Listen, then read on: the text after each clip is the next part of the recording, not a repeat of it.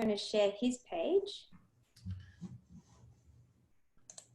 And hopefully what I'm sharing is my PowerPoint slides. Everyone see that? Excellent. Excellent. Well, I guess firstly, I want to thank you, Cheryl, for giving me the opportunity to present to your group. I know that you guys are growing exponentially, which is fantastic to see that there's vibrancy in the different networks. So I guess we're growing, you're growing. It just goes to show that I guess the industry itself is going really, really well. So thank you for the opportunity to present. Today is a little bit of an overview on feasibilities, as Cheryl indicated. This is a little bit of a subset out of a larger program that I teach. I won't go into all of that now, but what I want to give you is a little bit of an insight as to the different things that you're going to look for in going into a feasibility, because the number one, well, not the number one, I get so many number one questions, it's not funny, but one of the biggest questions I get is all about the feasibility software. And the biggest thing that I want to get you guys to take away is that the software really just does the adding and subtracting.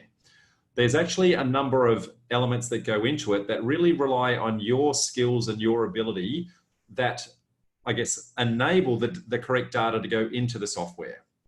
You've probably heard the expression garbage in, garbage out. So if you don't get these elements right, then your feasibility is going to look fantastic, but unfortunately it won't actually be a true reflection of how the project actually runs. So with that in mind, I'm going to go through some of those elements for you so that you've got a little bit of an understanding. So the two most critical elements that you want in a feasibility comes down to the ability to do your site analysis correctly, okay? If you get your site analysis incorrect, you will not identify the problems that actually sit on the site. And if you don't identify the problems, you won't be able to cost them. And if you can't cost them, then you'll never be able to actually put that into your feasibility. So one of the biggest things that I can recommend to you is to get good at your site analysis. And if you don't know how, then find yourself an educator, find yourself a mentor that specializes in your particular strategy.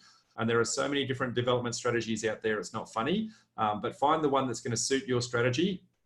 And then you will know the kinds of costs that you need to identify and the kinds of problems that you're going to be looked for. So identifying the problem is the first part. And then what you're then going to do is engage with your appropriate consultants. I guess you're going to have a team of experts that sit around you, and you're going to give them your analysis of the site. You're going to get them to firstly sanity check that the analysis you've done is correct. And then with their expert opinions, get them to give you some estimates as to what those costs are actually going to be, because they would have done hundreds and hundreds of projects very similar to yours. So a mandatory set of consultants that you're going to engage with will be a town planner, a civil engineer, and an architect. But there are a ton more. So depending upon the issue that you're trying to solve and the strategy that you're on, you may have anywhere up to 20 or 30 different consultants that you may need to engage in the process. Anywhere from disability consultants, bushfire consultants, I guess traffic engineers, sound and acoustic engineers, arborists, all the sorts of things that you might deal with when you have a problem on your site. So that's the first thing, is get your site analysis correct. The second thing you need to do is understand what the sale of the finished product is going to be. So it doesn't matter how well you run your project, but if you get the sale of the finished product wrong in your initial assessment, then it doesn't matter how perfect you run it.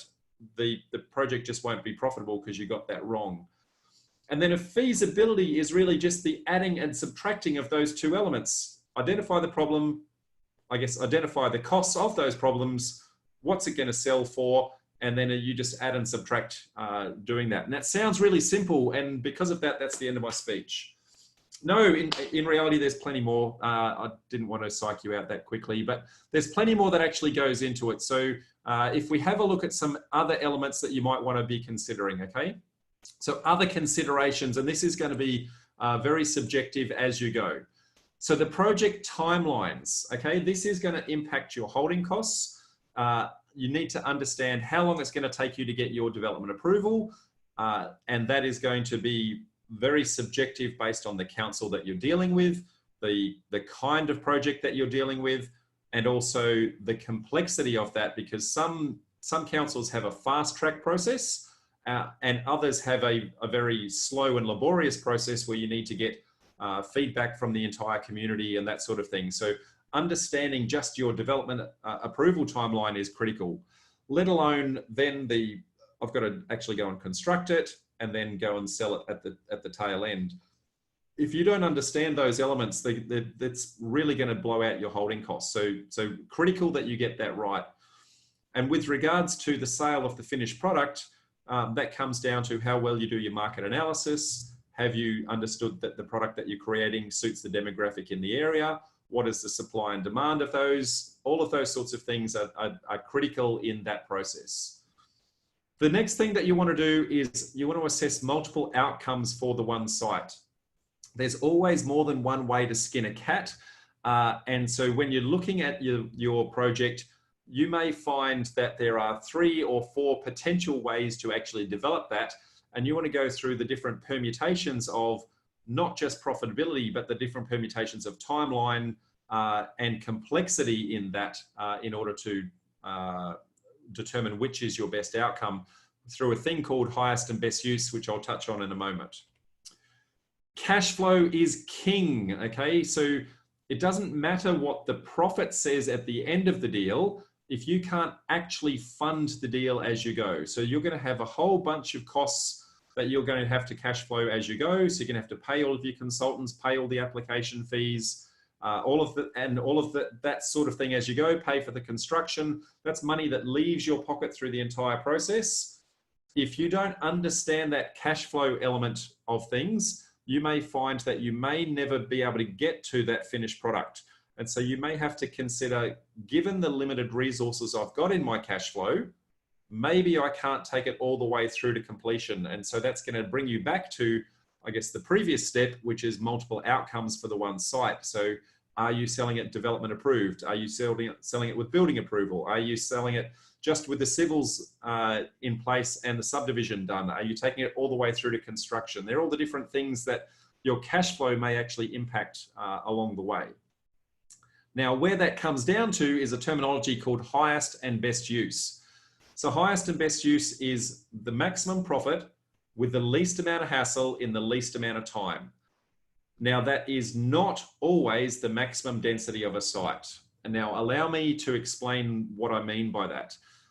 You may find, for example, that your particular site has multiple development capabilities. It might be that you could do units. It might be that you can do townhouses. It might be that you could actually subdivide and put house blocks on the same plot of land.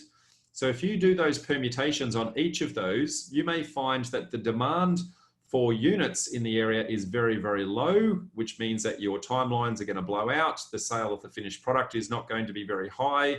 The cost to construct that, because it's a very different kind of construction that involves a lot of concrete and heavy materials, might be very high. So the profitability in that is going to be quite low and the timeline is going to be quite high. You reassess that exact same deal and you say, well, now we're going to put townhouses on there instead. And when you look at the supply and demand in the area, townhouses are a lot more palatable, in a lot more demand. They're lightweight materials, a lot cheaper to actually construct, very, very popular. You can get a slightly higher price point for them. And then you do the third permutation, which is maybe we can do this as a pure subdivision and put some really nice homes on there. And when you do that, you might find that the demand for that is much, much higher again, and the sale of the finished product is even greater. And so when you do those different permutations, you may find that the highest and best use is not the maximum density, because that maximum density is not popular in that particular area. When you go to the next area, it might be that maximum density is the most popular, and maybe the maximum density can be highest and best use in that particular instance. If we look at, I guess, the different elements that go into that, we then want to try and capture all of that in some form of software or on the back of the envelope, if you're so inclined, to actually add and subtract all of the different elements and permutations that actually go into the deal. And so some of those bits of software out there, and I'll touch on the most popular ones out there. So some feasibility software platforms out there, there's one called Estate Master. And you notice I've said not published. They don't publish their price point. You actually need to give them a call and talk to one of their salespeople, and then you'll be on their spam list for a very long time before they'll actually reveal what the cost of it is. It's been a very long time since I've actually done that exercise to understand what the cost of it is, but it's somewhere in the vicinity of thousands of dollars in order to do that. Estate Master is a fantastic platform for very, very big projects. So if you're the kind of person who's doing multi-stage developments or multi-rise or perhaps 30 or more townhouses, then Estate Master is something that's going to scale really, really well for you. But as a entry-level developer, it's probably a little bit overkill for what you guys are actually looking for. Dev fees, or what was previously called Fees Study, that has a price range between $220 to $770 to purchase it, depending upon the level of features that you're looking for, and I guess the amount of capability you want that platform to have. Plus you have an annual subscription to that product so that every single year you have to pay the maintenance in order to get all the updates as they bring out new features and capabilities. There's another one called Fees Report. This is anywhere between $55 and $220 per month for that particular platform. In order to do that, I guess you have to pay that ongoing basis. And again, it depends on the features that you're looking for to get there. And then lastly is one called QwikFeaso. That's a $250 one-off payment with updates for life. And QwikFeaso is my favorite one. And I say that because it's the one I wrote. I had I had over 20 years in IT before going into the full-time property development space. And so I have written that some time ago and I guess continually to maintain it. But what are some of the elements that actually go into a feasibility? So if we have a look at it, there's a number of elements that are going to be absolutely consistent every single time. So what are deemed to be fixed costs, and they're very predictable every single time. And there are also ones that are very subjective to the individual development that you're doing at that particular time. I'm going to cover the very high level elements to them here just so that we've got a little bit of an understanding, but and I'll do it in the order that they will typically appear as you go through your project. Now I can see that Cheryl has attempted to do a chat to me in the background to inform me of something, but I cannot for the life of me see that chat. So Cheryl, if it's something that you need to do, just yell out to me, would be fantastic. Just a quick question, Rob. Do funders, lenders, whether it's the banks or private lenders, require a feasibility to be in any particular format? Say, for example, do they require it to be in estate master format or anything more than an Excel spreadsheet? No, that's a fantastic question. Typically, the funders will actually have their own internal proprietary spreadsheets that they're actually dealing with. And no matter what format you give it to them in, they will reverse engineer the data you've given them and then plug it into their platform. And that way they're always getting the exact same answers into their credit assessment teams. Now, they've built those up proprietary over quite a number of years, but they tend to be quite simplistic in their approach. I guess some of the higher end, commercial funders, so when you get into the commercial development funding space, they may use one of the bigger platforms like your Fees Study and Dev Fees and that sort of thing for themselves because they don't have any in-house technology to do that. But typically, the big four banks will use their own in-house proprietary stuff. Yeah, excellent. Thank you. And another question from Giuseppe. Do these softwares that you've just mentioned do the market analysis as well? I.e. you type in the postcode or you actually need to input all data yourself? No, they do absolutely none of the actual work. All they do is the adding and subtracting. And so all of the reliance is on you to actually do the full assessment of the site, the full costings, the cash flow analysis. So they'll help with the cash flow timelines. But when it comes to the assessment of the site itself, you'll have to be subscribing to a whole range of software platforms to actually gather the data that you need to plug into the feasibility. That's right. Actually, one that may do that is probably ArchiStar, which I don't know if you've used before. I've used ArchiStar. ArchiStar is a very, very, very simplistic feasibility, and it doesn't do any of the elements that I'm about to go through. Sorry, it only does a small subset of the elements I'm about to go through. And so you want to be very, very careful that you're using a feasibility based on something as simplistic as that to make your decisions. Where it becomes advantageous to use something like that is it gives you an order of magnitude accuracy to say, should I be putting any more effort into the site? And I'm actually going to talk to that a little bit in a sec, I guess, with regards to how we do an order of magnitude assessment to make sure that we're in the right ballpark. Okie dokie. No more questions for me. That's okay. But because I can't see the chat window for some reason, I think it's because we're trying to do Facebook and Zoom at the same time. Just feel free to yell them out. So I guess the different elements, and this tends to be the order that they appear in as you're actually running through a project. So the first thing will be purchase costs. So there's the purchase price itself, which you clearly know from the contract that you've written, but there's also things like stamp duty, legals, and accounting. So I count the legals and accounting because depending upon what you're trying to do, whether you're trying to do it as a joint venture, whether you're trying to do it with private loans with other people on the side, if you have to set up some sort of entity to actually create this, many people forget to put their accounting costs in there. And you should be capturing this, not just the cost to set up the accounting, but also the cost to ongoing manage and run that and do the final closeout of the project at the very, very end, including all your tax returns. Equally, your legals should capture not just the original purchase price, but should also be capturing things like, well, I'm going to be selling many of the finished product. So if you're buying one property and you're selling 6 townhouses, for example, then your legals should include 1 purchase and 6 sales of 6 off-the-plan contracts for the townhouses. So make sure you're capturing all of those elements, and then you're not just going, oh yeah, it's going to cost me a couple $100 for conveyancing.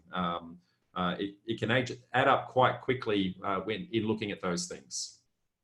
Then you've got things like holding costs. Now, I'm obviously trying to be simplistic here. There's a hell of a lot more holding costs and a hell of a lot more elements to each of these as we go. But the holding costs are the costs that are just going to keep hitting you as the project keeps running.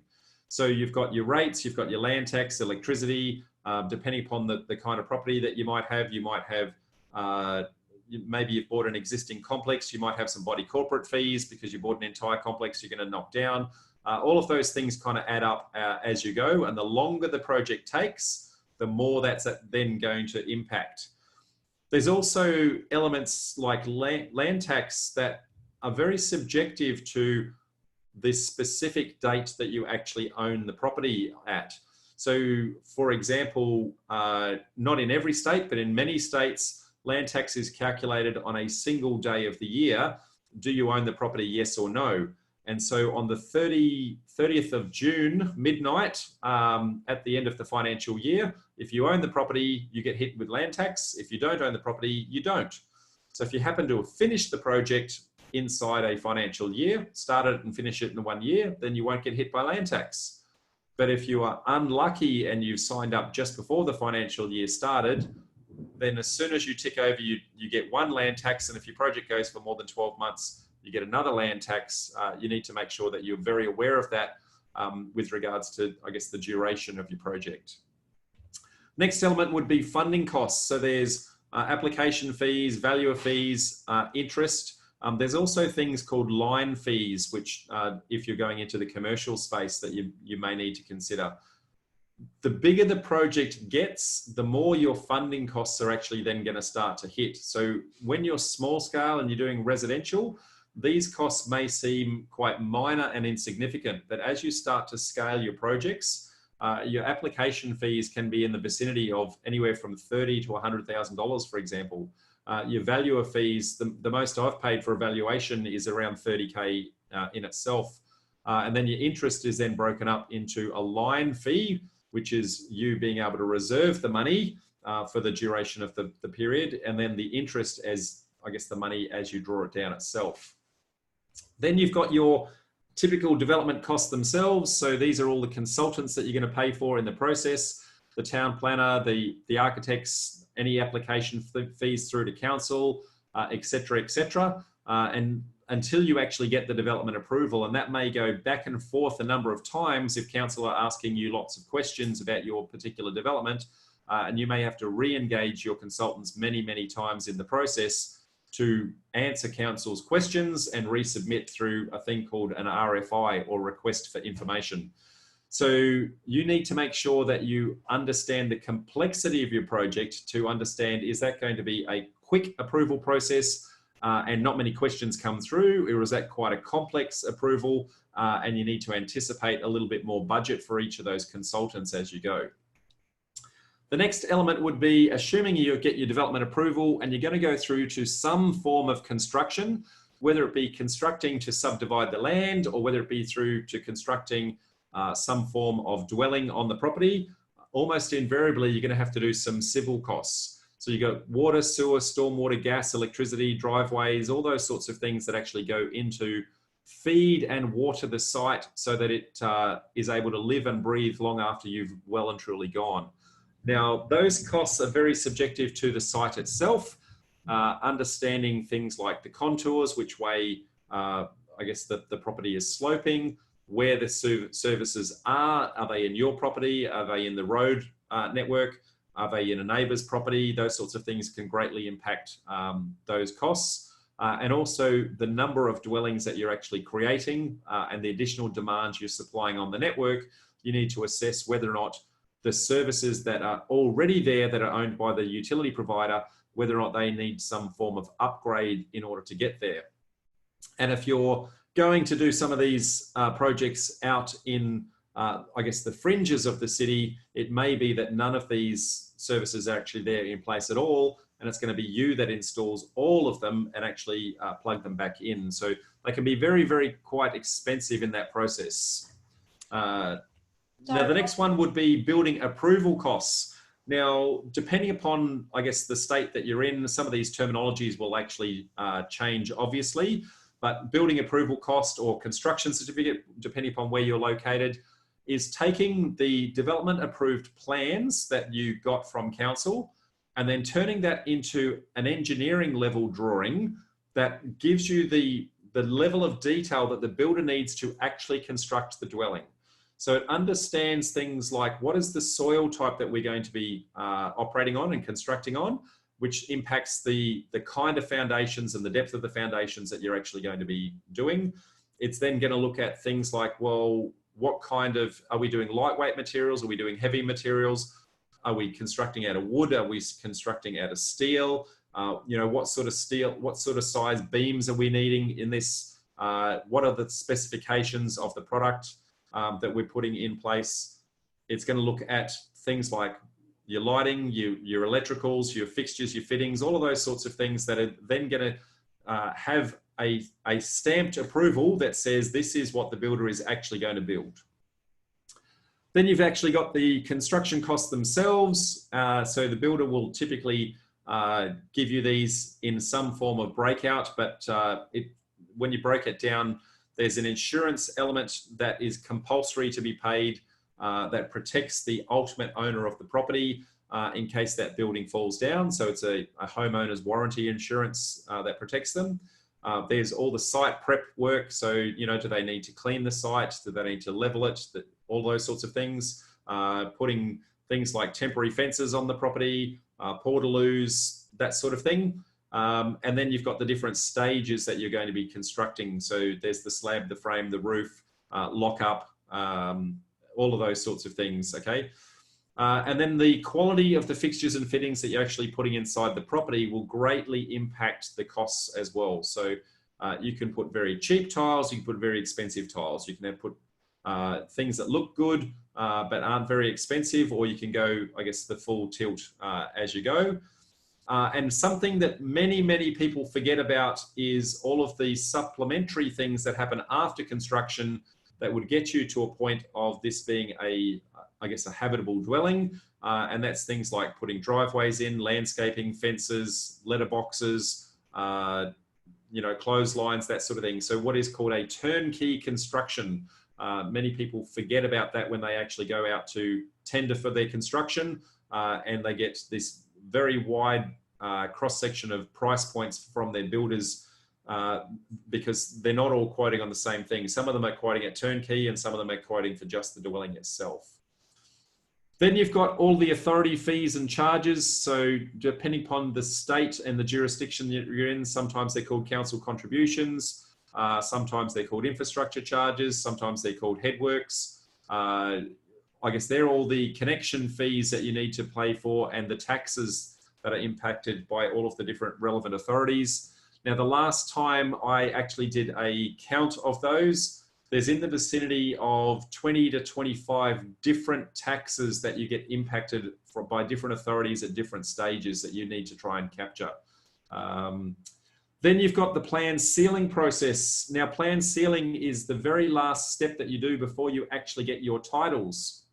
So it is taking the constructed elements that you've done and going to prove to council that you actually met all of the development approval conditions that they placed on you way back at the development approval stage. And so you need to go and say, well, here is the condition and here is proof that I've actually done that, and provide a level of evidence, submit that to council. And when you've submitted it to council, they then do an assessment to see whether or not you've actually done that to the level of standard that they were actually looking for. And if you haven't, then you won't get your approvals. And if you don't get your approvals, then you can't lodge for titles. The challenge is, because this is one of the last steps in the process, you are at maximum debt at this point in the process. So if you have not prepared for this very early, and some of the elements that you need to capture, you need to have done months in advance because of the lead time involved, it can blow out your timelines massively when you're at peak debt. So your holding costs blow out massively. Then you've got the sales income. So sales income can be broken up a couple of different ways. You may have to be selling off the plan in order to get your finance approval, or alternatively, you may get post sales, which is selling the finished product at the very, very end. But irrespective of that is the only piece of income that actually occurs through the entire project. So everything else is an expense other than selling of the finished product. So it's money leaving your pocket, I should say, during the whole process. And the only day you get paid is the day you sell the finished product and actually settle on the finished product. And even then you get more costs, and that is the agent's commissions fees, any marketing costs and that sort of thing that may actually go into the process as well. And then finally, you've got your project closeouts, which is the legals and accounting that I was touching on way at the start, where you need to then go and capture all of your taxes, pay all of those, any BAS that you may have had to do along the way, GST that you've had to do, et cetera, any company tax depending upon the entity that you've done it in. And what I would say in covering all of that is this is by no means a complete list. I guess this is really just headline acts to try and give you some concepts to say, what are we actually going to put into our feasibility so that we've got the right things that we're actually looking for. And for every single project, whilst you've got these headline items, the level of detail that you need to go to in each one is going to be completely different. I have some questions, if I may. Absolutely. Okie doke. So land tax. So going back to land tax, question from Matt. Regarding land tax, is it applicable if the property is not actually being developed, i.e. it's being rented out pending DA approval? Absolutely. So this is a state government tax. Now, the answer to this is going to be slightly different in every single state, but it's effectively a tax just for the privilege of owning the property. And depending upon the entity that you own it in will determine the rate at which that land tax actually applies. So it's not the usage of the land and what you're doing with it, but it's actually instead the entity that you own it in. If you own it in your personal name, then you generally get a little bit of a threshold differential compared to if you own it in a company or a trust. And every single state has a slightly different variation on where that threshold sits. Excellent. And Wynne says that land tax cutoff date is different in various states. It would be, absolutely. I guess it's impossible to be an expert in every single jurisdiction, but what I would say is the majority of states tend to do it at end of financial year because that's when they're doing their numbers, but there's probably one or two that don't, but don't quote me which ones don't. And can I just add, obviously, like I said, this is not an exhaustive list, that we, and you'll probably be mentioning this, a contingency. How much do we put in for contingency? So that's an excellent question. Your contingency is going to be very subjective to the complexity of the project and your level of experience in running that project. So in the early days when you're, I guess, just learning the process, you might, sorry, a bit of noise in the background. My wife is doing some cooking. So excuse me a sec while I quieten her down. Rob does his thing. I'll play the elevator music in the meantime. I'm back. Sorry, I forgot the question. Cheryl, if you can refresh me on the... Contingencies. Contingency. So in your early days, I'd be suggesting that you might be wanting to sit somewhere in and around the 10% mark. As you get more and more experienced, as you understand the level of complexity of the deal, you may shrink that down to somewhere around the 5% mark. What I would be cautious of is to say that when you're doing the costings in all of these other line items that you've done here, you should be as accurate as humanly possible and then let the contingency capture the variation. What tends to happen, I see in, I guess, early developers as they're learning the process, is they get quite conservative on every single line item, and then they add contingency as well. And what it does is put fat on top of fat. And so when you do that, you tend to blow your feasibility out, and it's very, very hard to actually make the feasibility stack. If you try to be as accurate as humanly possible, one, you'll get much, much better at that level of accuracy over time as you get feedback from your different consultants and actually start to run deals. But two, it means that your contingency is a lot more realistic and a lot more manageable.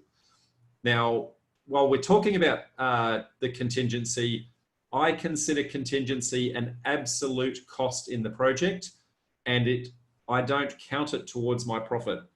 I consider it an expense that is already spent when it comes to assessing the viability of the deal.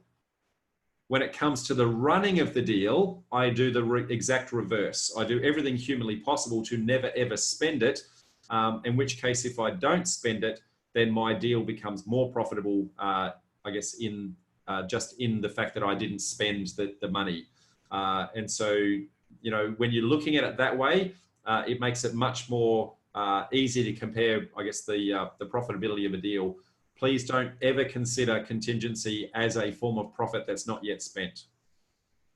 And one more, got two more questions. One is from Matt, and I'll start with Matt. How much detail would you go into estimating the construction cost? Would you tend to get pricing off a builder or perhaps use a Rawlinson's? I'm actually going to go through the level of detail, I guess, conversation in a moment. So I'll save a little bit of that till later. But what I would say is that there's a number of different ways to get your building costs. And the level of detail is going to get more and more accurate as you get further and further into the process. So in the right up front, when you haven't got your development approval in place and you haven't got your designs, you're really doing a very high level costing. As you get your development approvals in place, your level of detail becomes a lot greater. And then as you get your building approval and you know exactly the level of engineering that you're going to, you can get even more accurate again. So it gets much more accurate as you go.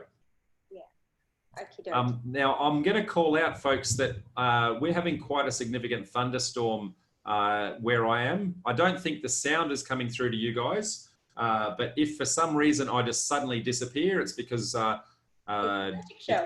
there's some sort of electrical interference, but I promise I am here in spirit. Okay. Excellent. No, I think we can continue. I did have another question around development management fees, but I'm mindful to not sort of hang on to this page for too long. So I'll let you continue. Oh, good. Question time after. We'll... Absolutely. Then I guess the next thing to do is there are two completely different ways to do a feasibility. One is called a bottom up and the other one is called a top down. And I'm going to go through the pros and cons of each of these so that you actually understand the concept that sits behind it. So firstly, a bottom up. This is what most developers tend to do, especially in the early days. So the vendor tends to stipulate the price. You then try to work out the cost that is actually going to take for the construction. You work out what it's going to sell for, and then you try to work out whether or not you can live with the profit that's left over. So the answer that you get is the profit. Whereas if you look at the exact same numbers, but you actually look at it in a very different approach, if you take it as a top down, this way what we do is we start with the end in mind and we work out what the finished product will sell for. We firstly subtract the profit that we actually want. Now, anyone who's read Robert Kiyosaki, Rich Dad, Poor Dad, rule number one is pay yourself first. So if you want to lock in your profit, then you subtract that from the sale of the finished product right up front. Then you subtract the anticipated cost to develop and or construct. And then anything that's left over is the most that you should pay in order to purchase the property if you want to meet your profit target. So in this instance, the answer provided tends to be, what is the price point that I should be buying the property for? Very different approach. The inputs are very, very similar, but it really comes down to, one, can I live with the profit? And the other way is, how can I lock in my profit?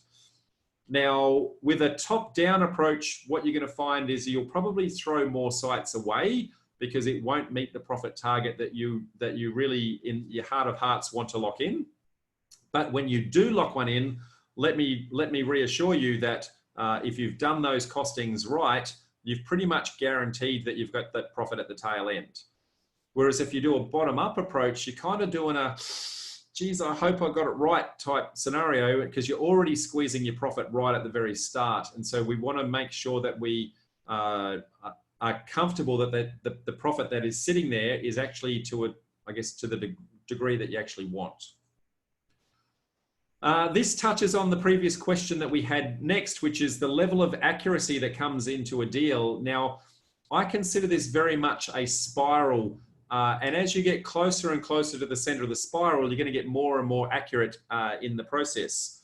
So if you think right at the very start of the project, you don't know all the answers. It's impossible to know all the answers because you're still in the early stages and you're trying to work out that, what if this goes wrong and this problem I'm trying to solve. So in your due diligence stage, the level of accuracy that you've got in those numbers is quite wide.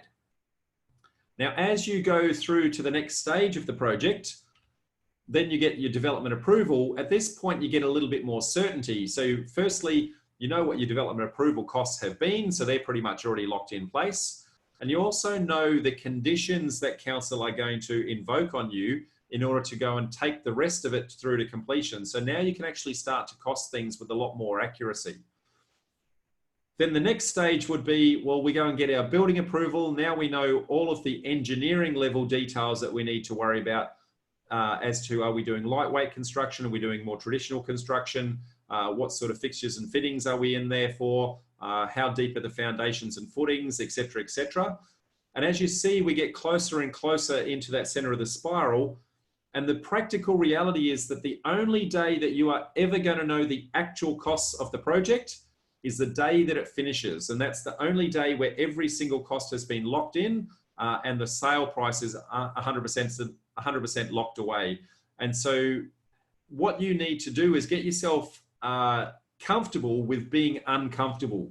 You need to be comfortable that in your due diligence stage, you don't have the level of accuracy that you need right now in order to know with absolute certainty that this deal is actually going to lock in.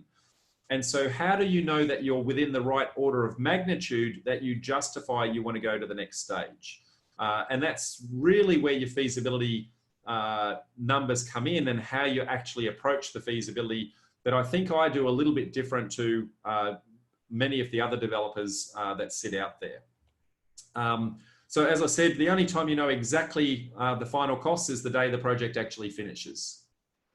And the reason why I do this slightly differently is I take a very fundamental different approach. So I have a methodology that I call the Rapid Elimination method, where I have some high level tasks that I do in my process that tries to work out initially in that due diligence phase, I guess the early stages of that, whether or not I'm even in the right order of magnitude of profitable. So I'm not going to put any more effort in unless it's even in the ballpark of being profitable. So this is not down to the dollar accurate, because it's impossible to be that accurate early. It's just, am I close enough that I actually want to put more effort in? As we go further and further into the process, my feasibility software enables me to then go to an extra layer of detail. And then as we get further and further in the process, go into an extra layer of detail again. So there's pretty much 3 stages in the level of accuracy that we go into in the feasibility that I run. And so the software that I've built to do this is called QwikFeaso. Now, QwikFeaso, as I said before, I had 20 odd years in IT. I actually originally built QwikFeaso as a smartphone app to actually run on your Apple and Android devices. And for about 3 or 4 years, it was running on that platform. And we had nearly 4,000 users using it at the time. And the biggest question that I kept coming back from all of those users was, this is fantastic, but can I please have it as a spreadsheet? And so when it came time to actually update the platforms, because Android had updated and Apple had updated their basic software platforms, I bit the bullet and said, well, why don't we give people what they're actually looking for? And I converted it back to an Excel spreadsheet. So what it actually does is it uses those different levels that I was talking about before to go through 3 different stages that follow, I guess, the teachings that I teach in that Rapid Elimination method. So first stage is a quick and dirty. So we want minimal input that we can, using some, in inverted commas, typical costs. And that's just going to say, are we even in the ballpark of this being worthwhile? Then we're going to go to a more detailed assessment, where we're going to look at the idiosyncrasies of the particular site and try and identify some of the issues and challenges there. And we're going to override those typical costs with some little bit more realistic costs. And then when we get into the full due diligence stage, then we've got actually hundreds of different line items that are actually built into it. And we can go down to the individual line item and say, well, how much is this exact element going to cost me? The concept that I've done to actually build this is designed to be very flexible with everybody's different development strategy. And there are hundreds of different development strategies out there. And so I've developed it in a way it can actually be very customizable to preload a whole bunch of your particular strategies in with the typical costs that you know about your particular area. Now, I say this very clearly because a simple strategy, and I'll just use subdivision as an example, a subdivision that is done in Brisbane is going to cost completely different to one done in Sydney, which is going to be completely different to one done in Melbourne. Not only that, but because there are 30 odd councils within Sydney, 17 odd councils within Melbourne, even within one city, there are multiple different variations of the costs. And so it's very important that you load your typical costs for your particular strategy and your particular jurisdiction into the back end stage of this in order to become, I guess, to load up those typical costs in the back end.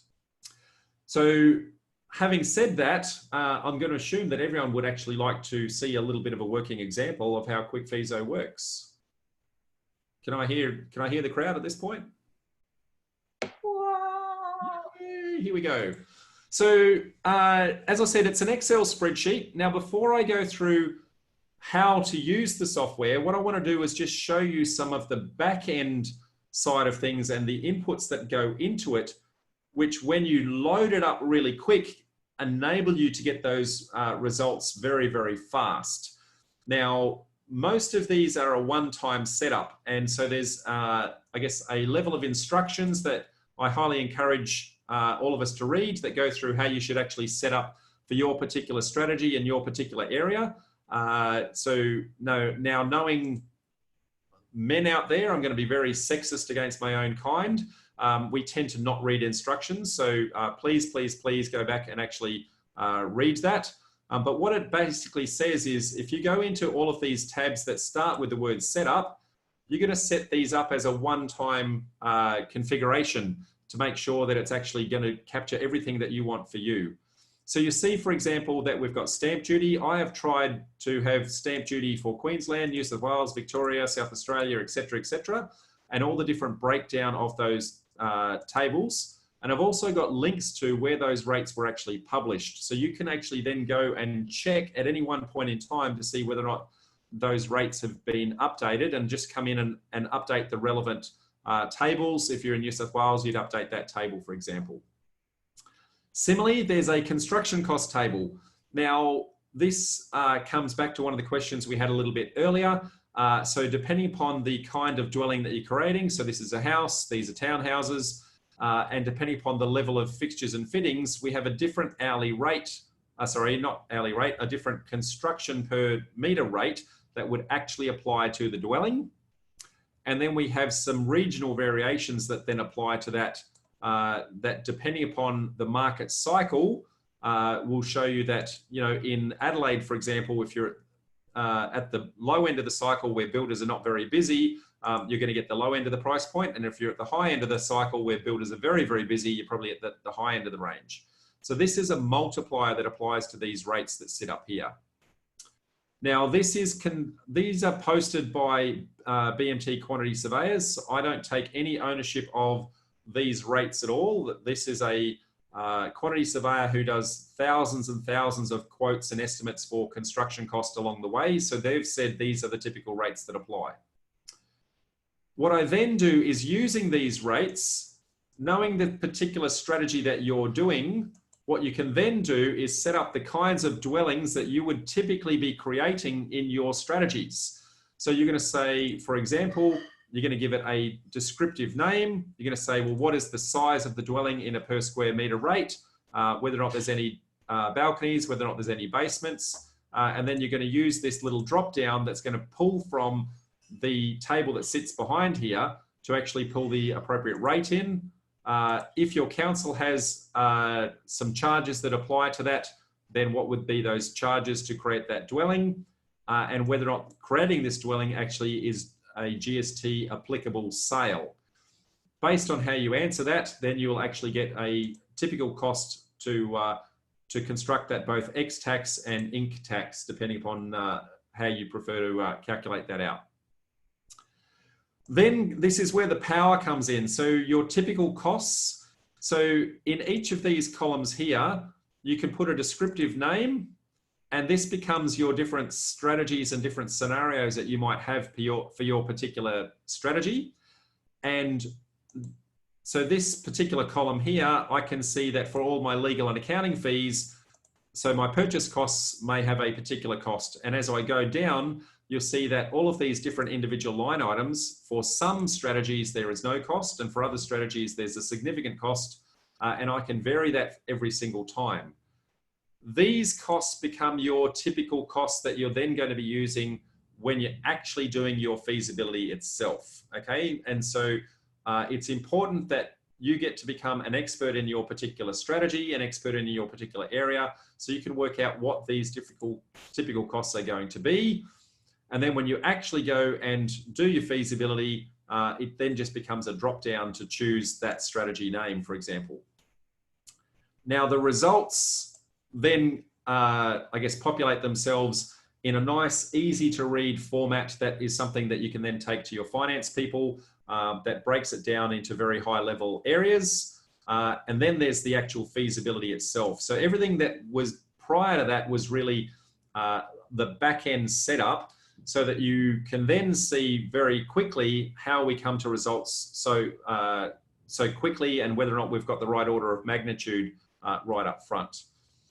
Now, what I've done is try to make this as human-friendly as possible in order to do. Wherever it's a spreadsheet, it becomes very difficult to guide people through the process. So I've used this color coordination up here to say what you could and should be doing at any one particular time and each stage. So for example, this color here, these are variable cells, but the data rarely changes. So for example, what state are you in? And that's going to help you with regards to what your land tax is, what your rates, sorry, not your rates, your stamp duties, that sort of thing. It's also going to help you to determine your construction cost calculation. If you're building, what is the build spec that you're going for? Is it a high, medium, or low spec? Sorry, I should say, where are you in the market cycle for the construction? Are you at the high end of the cycle or the low end of the cycle? And very similarly, again, I guess the spec that you're intending to build. So you'd adjust those one time, save this template, and then you'd use that over and over and over. Then what we do, so phase one, I would just be answering all of the yellow cells in column C. So what is the purchase price of my property? I'm just going to come up with a very fictitious project here. If I can purchase a property for, say, 700,000. Now it's instantly known, because I'm in Queensland, it automatically knows what my stamp duty is. I then get to choose what is the typical strategy that I want to use for this particular one. So knowing, having done my site analysis, I can see the kind of strategy that might sit here. So I'm going to say it's a 2-lot subdivision with standard civils, for example, and you see instantly it starts to load in all of these typical costs here. Now, this has been done at a very high level, so you'll see that this is the heading. But if I actually expand each one of these elements out, all of those individual line items that we were talking about before are actually sitting underneath the covers. So it's actually using those line items very, very detailed, but giving you a much simpler way to actually look at it. And it's telling you typically for this kind of project, these are the kinds of projects that you would have, I guess, 90% of the time. Whether or not you are paying any finder's fees in this particular project, so you may have to pay someone an introduction fee for handing you the deal. You don't have to, but you can do that either as a percentage of the purchase price or actually as a fixed fee. Whether or not there's any council credits that you may be able to apply to the site, and if so, how many credits there may be. So I know that for a very simple 1:2 subdivision, then chances are it's on one lot, so I get 1 credit. If you get any income during the project, so you're able to have some holding income on the property that helps you, I guess, offset some of those holding costs as you go. And then you've got your finance costs. So finance during your construction phase, sorry, during your initial acquisition phase, and then also during your construction phase. I also have preloaded in here that came from these typical costs all the way down the bottom. If I can scroll far enough down, here we have here the typical timeline that different stages of the project actually take. And so when I come over here, it's loaded these in. So I know that this particular strategy is going to take 9 months. That 9 months then gets applied to things like your finance costs, gets applied to your holding costs, and then amplifies all of that out. And then what is it that we're actually creating here? So if I'm creating 2 vacant blocks of land, creating 2 of them, what are they going to sell for? So maybe they sell for 450,000 as a guess. And that's it with regards to my data entry. So instantly you'll say, in this particular instance, here's my results. That is not a very profitable deal, right? And so what I'm trying to get to is how quickly I can get to a point of, do I even bother? But if my market research has said that maybe it's closer to 480,000, still not a very good deal. But if it's 520,000, now we're starting to get into the right sort of ballpark to make this, I guess, attractive to us. One of the other elements that I've done is, because of the fact that I understand how long the project is taking, so we've got in here, I guess, the duration of each of our stages, I can now say, well, what if I'm actually able to negotiate a delayed settlement and avoid some of those holding costs. So if I was to avoid, let's just say 3 months of holding costs, well, I've actually added 10,000 extra of profit into the deal because I've got that 3-month delayed settlement, for example. And so it's very quick for me to be able to get to a point of saying, well, if I know my purchase price, if I know the kind of strategy that I'm actually executing and the typical costs in it, and I know the sale of the finished product, I can very, very quickly get to an order of magnitude to say, should I actually be bothering to go any further? Now, as I said, this is not down to the dollar accurate on this first phase, but it's really, should I go to any more detail?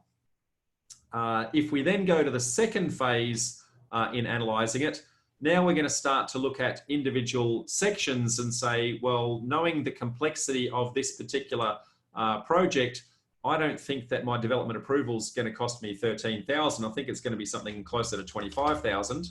And you'll see that the typical cost is still sitting there, but the value that's actually used in my calculation has come from this overridden value. And so I can very quickly go and do my higher level assessment to say, well, for the uniqueness that is this particular site, here's the oversights that I'm actually going to be doing, and then use that to apply. And then when I want my super detailed level, then I can expand out each one of these individual line items, and I can go line by line by line and say, well, this particular line item is going to be 5,000. This one's going to be free. This one we didn't think was going to apply, but that's going to be 600. And you can see again what the typical cost was, what this cost is, and you can see what's actually been applied to it. So it really allows you those 3 stages, the quick and dirty, a little bit more detail, and then the, oh my goodness, I want to go to a ton of detail. And you'll notice that I've got a bunch of extra, whilst we've got over 200 different individual line items that sit in here, we've got a ton of different extra line items that you can add that might be unique to your particular strategy or your particular site. So that's QwikFeaso, folks. I'm sure there's a bucket load of questions that come out of that. I have a few. So that is such an extensive feasibility, which is great, but it's good to know that you can do various levels of it, because not everyone's going to want to spend hours diving into detail for each site. Well, I would actually encourage people to get to the point where they're looking at how quickly do I throw a site away, rather than going to the individual line item of every single element that goes into the full due diligence, because the quicker you can throw a site away, the more sites you can actually look at. Yeah.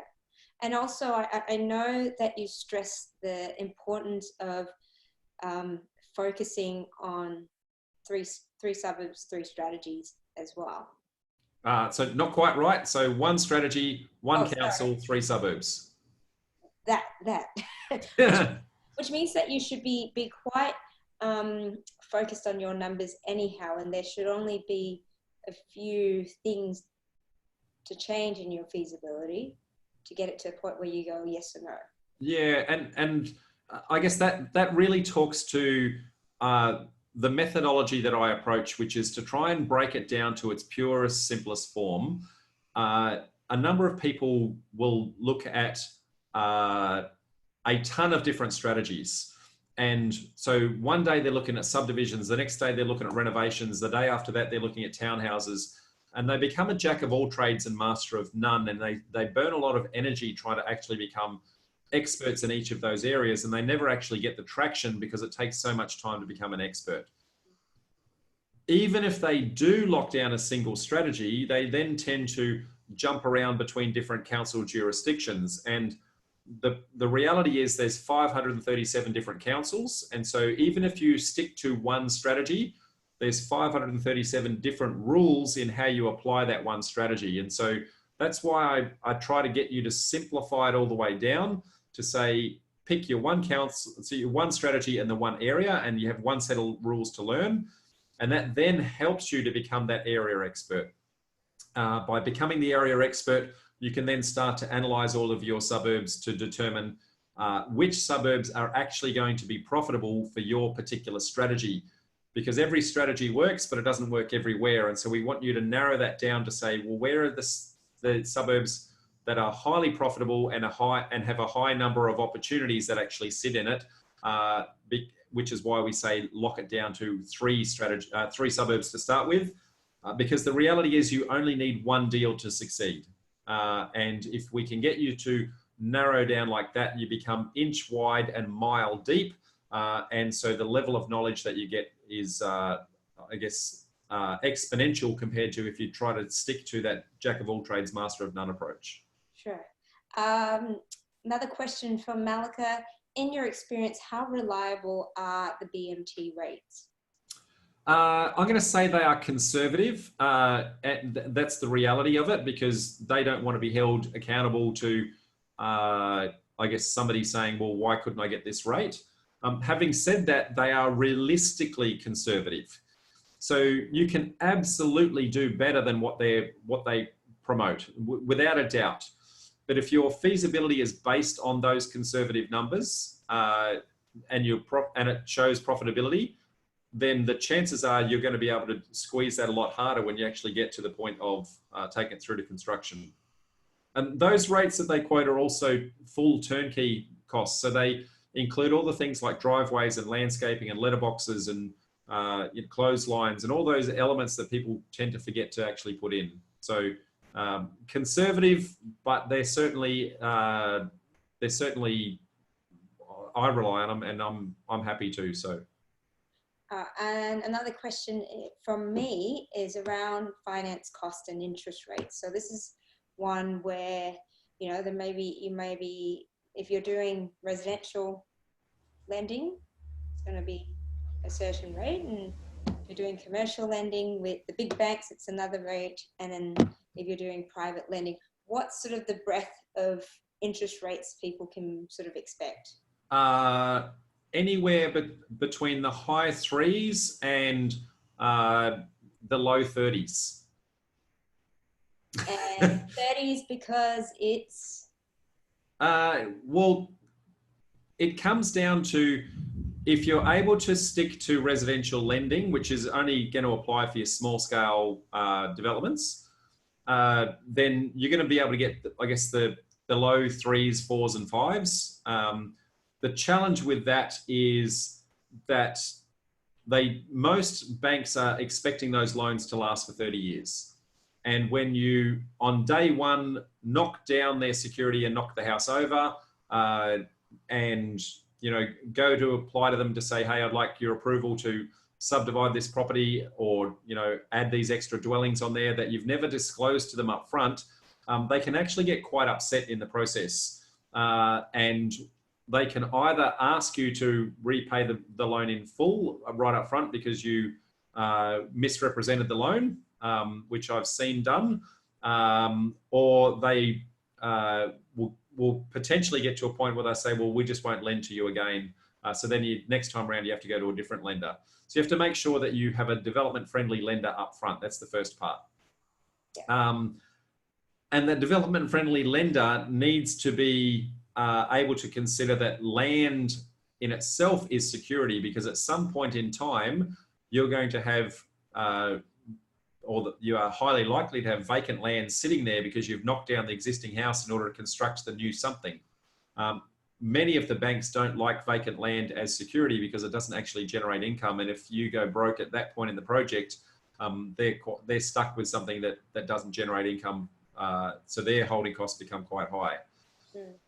As you then go into the more commercial space, then your interest rates ratchet significantly depending upon the complexity and size of the deal and the level of security that you're actually offering.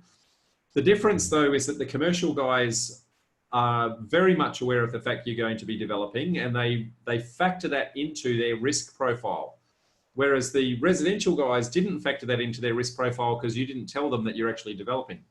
Mm. And so when it comes to the commercial rates, you're typically starting in the, I guess, the 9% range and probably up to 12% with the most typical commercial lenders.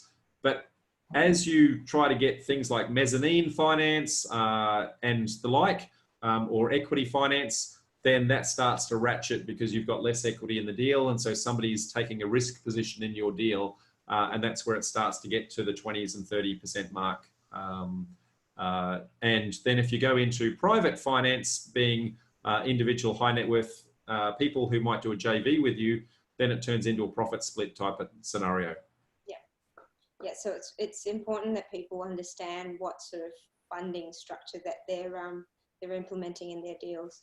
Absolutely, and the thing that I would say is you need to let go of the number that is the percentage interest rate.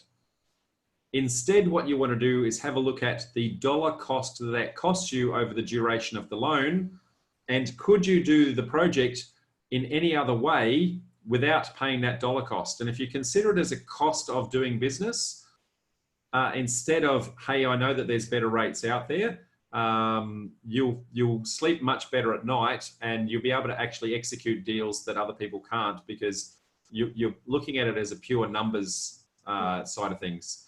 I don't, I have happily paid 15% interest in the past, and I did so because it made me plenty of money, and I wouldn't have got that money any other way other than paying 15%. So to me, I thought it was a very good investment. Yeah, absolutely. Now my rain is getting much louder as we go, so I'm hoping you can hear me. No, you're still loud and clear, Rob. It's all good. Another question from Matt: is there an ability within QwikFeaso to update those standard construction rates year on year? I'm very much struggling to hear you because of my rain at my end, Cheryl. Right. Can you see the chat box? Are you able to... Let me see if I can bring it up. No, I cannot see it. I'm just going to close down a couple of windows and see if that helps me out.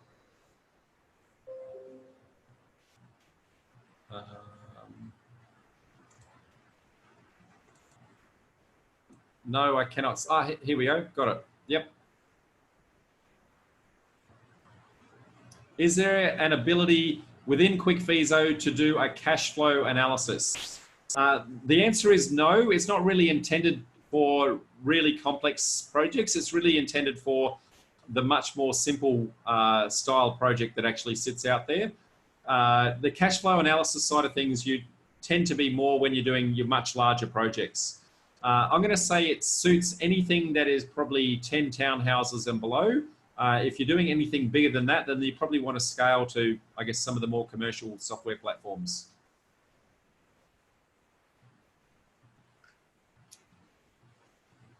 And escalation of construction costs. I'm not quite sure what you're meaning in that regard, Cheryl. So say, for example, that's usually you have fixed price construction, but say escalation of other costs in terms of, so I know Estate Master does that, where it might be 2% escalation throughout. I'm going to try and get something to plug in from a headset perspective, because you can't hear me, can you? Finding it near on impossible to hear. So okay. Give me 2 secs.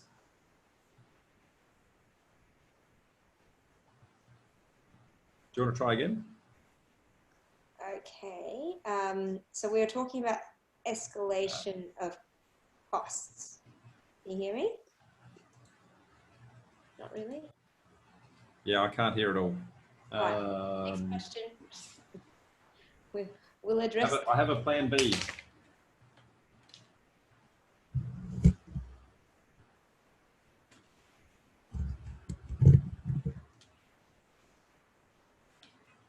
That's much better. Luckily, I'm a technophobe. Sorry, a technophile, so I've got everything handy.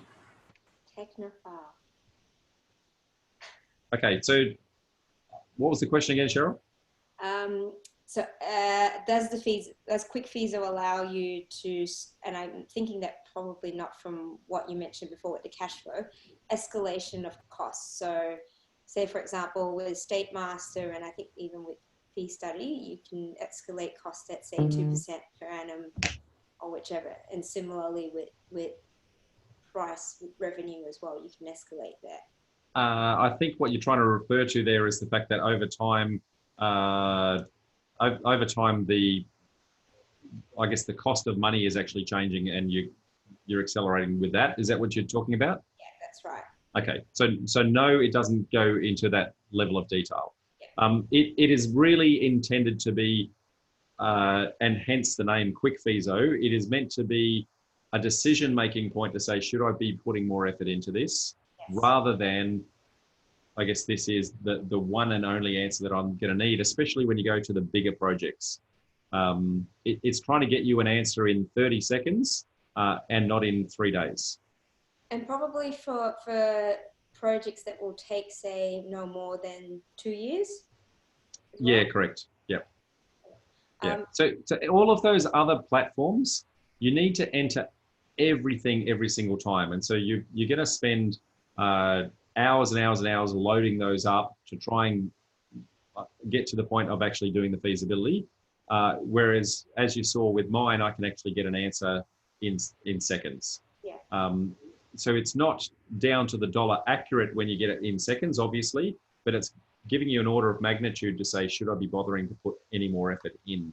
And if the answer is yes, then it may be that you need to jump to one of the other platforms to, to put two weeks worth of due diligence into that to capture that. But why would you put that level of effort in day one when you're trying to get locked down a site in days? Yeah, sure. Okay, so next question, and I'm mindful of timing, so we'll probably take another few more and then start to wrap things up. Does that work for you, Rob? Yeah, that works for me. Cool. Andrew says, what is a good profit percentage on a residential project? The $1 million question on profit. I'm quite controversial in this regard because my answer contradicts almost everybody that sits out there. The typical answer that you will hear is that people are looking for a 20% profit on cost type scenario. The challenge with that is that they forget the element of time in that equation.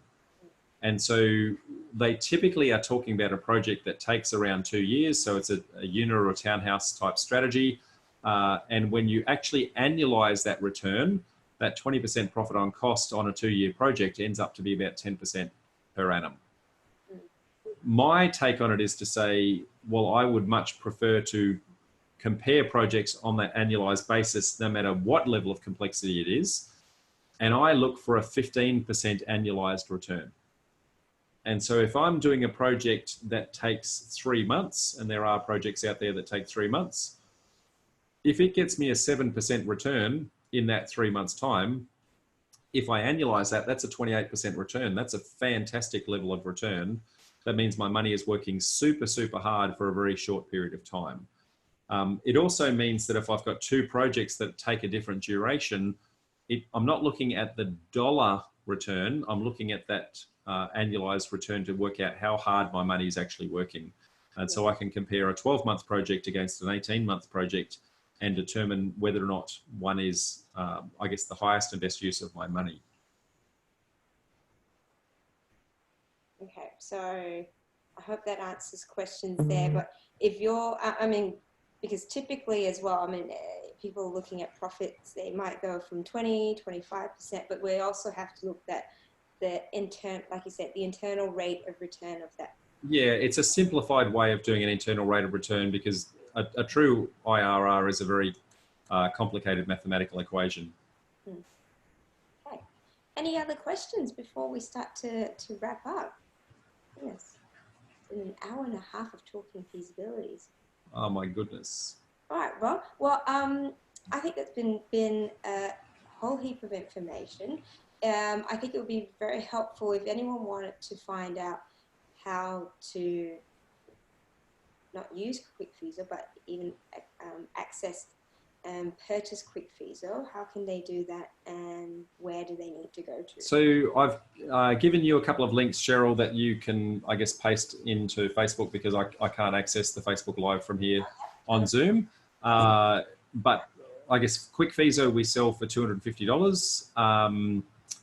So that you've got a link to send them through to that. That, as I said, is a, I think it's going to save you a bucket load of time if you actually specialize down into your one strategy and get to know those typical costs very, very well. other ways of engaging with me, I get around. I run monthly meetups, as you know. And so we run events in Brisbane, Sydney, and Melbourne every single month, depending upon the location. That changes from time to time. So the best thing that they can do is Google search Property Developer Network, and actually, it's what I'll do is I'll type it in here to help you post that out. Excellent. And I know you've got a few information sessions coming up in the next few weeks, don't you? Yeah, so glad that you mentioned that. So yes, and I'll just flick to the next slide, which is a perfect segue. So thank you for that. So the concept here is that just before Christmas, I put an email out to my community asking them what is their biggest property challenge. And I had over 250 odd responses that came back from that. And what I've done is actually collated that. And a number of those questions that they asked, when you actually consolidate it down, we had some questions where 40 odd people were asking the same thing, and other questions where 30 people were asking the same thing. So what I've tried to do is put on a one-off special event, depending upon your location. Brisbane, Sydney, Melbourne, we've got some different dates. Actually, I just noticed a mistake there. So I was going to say, you're in Brisbane and Melbourne at the same day. Yeah, that's not possible. So let me fix that right this very second. So that is the 15th. And through the magic that is Facebook, nobody can ever tell the difference. So these are going to be on the day of our normal meetup, but it is not our normal meetup. So it's going to be on the morning of, and then from there, then they can then attend the afternoon meetup session. We normally charge $25 for the afternoon meetups, but for anyone who registers beforehand, and you've got a link to that called Developer Launchpad there, Cheryl. If you click that link in there, then anyone who registers for that can come along for free to actually learn about that, and then come along to the afternoon. So they can make an entire day of it. And I'm one of those people who always sits with a beverage in hand, and so we kick on socially afterwards for a drink or two afterwards. So if you want to make both a day and a night of it, I consider myself a drinking club with a property problem. Yes. Excellent. Well, I thank you very much. It's been an absolute honour having you here, Rob. You did most of the talking, so that was easy for me. Thank you. Should have you here more often. Some really great questions, and definitely it's probably been one of our most popular sessions. So obviously it's been a burning question that a lot of people have. Great information about how to access the developer network there. If you're keen to attend one of the meetups, which has a fantastic structure. I really enjoy the meetups, and I think you've done a fantastic job there with the level of content and the presenters that you have each time as well, Rob. So thank you. Well Yeah. Go ahead. Always an industry expert every single month, and always a member of our community sharing a real deal, warts and all. So you get to see the good, the bad, and the ugly of a deal. Nice, nice. So if you're struggling with feasibilities, definitely hop on to QwikFeaso. For $250, that's actually really very, very reasonable considering what you need to pay for a state master or fee study or anything else. Like I said, it's QwikFeaso for most people who are doing sort of small to medium sized developments. Peter says thank you. Malika says thanks. Michael, awesome information. Thanks, guys. All kudos to Rob here. So thanks, Rob. You've made me look good. Yeah, thank you, Cheryl. No, thank you for the opportunity, and happy to help wherever we can. Excellent, excellent. I'll put those links up on the comments and also on the session. This is recorded, so if anyone's missed this, I'll be putting this up on Tuesday at 8 p.m., which is our usual business of property time. So you haven't missed out. You can listen to it again. I have to apologize. I didn't press record until sort of 2 minutes in, so it's mainly just the intro that we've missed there. Not a problem. All right, we've still got another hour and 30 minutes of Rob. All right, Rob. I think that's plenty. With the rest of your sort of sessions in February. And thank you. I think that was full of information, and I think we learned a lot from there. You're welcome. Any other questions, feel free to ask, set it up in the comments, and Rob or myself will respond. I will do what I can to get to it over the next couple of days. All right. Thanks. Good night. Thanks, guys. Thank you, Cheryl. Bye, everyone. Bye.